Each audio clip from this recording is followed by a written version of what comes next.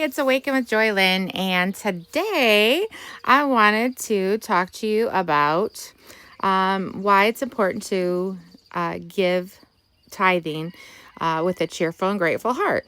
I was going to the Battle Creek Church, downtown church, Battle Creek, and I've never seen a church do this, but they started before giving tithing, they started having people repeat that they were giving with a grateful, cheerful heart, and they were getting people in a hyped up kind of mood to give. And then they were actually had things that they're repeating, like all debts are cleared, all this is going away, and we're gonna bring, talking like positive things into existence. I'm like, this is very interesting, and why are they doing that? And then then I get thinking, like, why do you have to give with a happy, cheerful, grateful heart? Why can't you give with a sad heart? Why can't you give with an angry heart?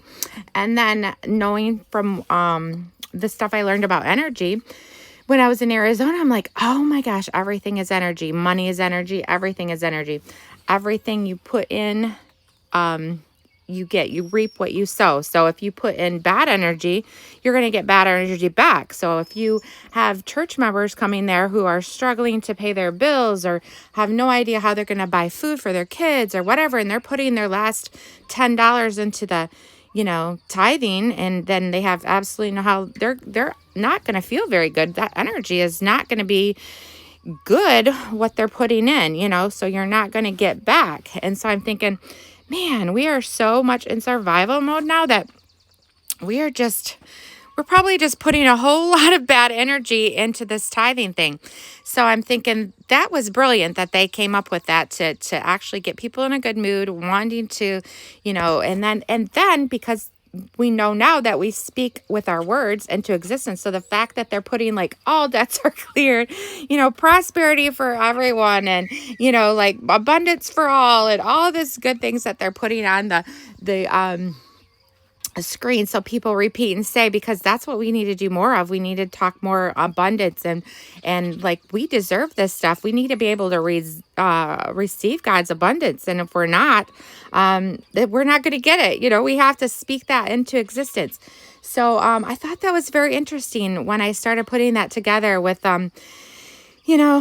just like we have to give with a grateful and cheerful heart, because you want good intentions, you want good energy attached to that, and because when you start to learn the laws of the universe and how this all really works, you have to put in goodness and love if you want that back. You can't put out there that you're angry or sad or whatever. So I just thought about that today. I'm like, man, this is why you need to give with a cheerful and grateful heart. You need to wake up and be grateful, even if you're having, your life's not going the way you want it right now. Just, be grateful. I mean, look where I'm here. This is my sister's view. She sits here and watches these birds all day long, and she's just happier than happy as can be. She just enjoys it every day, even if you just enjoy the little things. There's like little hummingbirds that come up here, and they just like surround this area so much. She's got so many of them. So this is just enjoying the little things in life. And even if there's a lot of struggles going on right now with everyone, just enjoy the little small things and always be grateful. Always give when you're tithing with a grateful and cheerful heart. All right. Have a great day.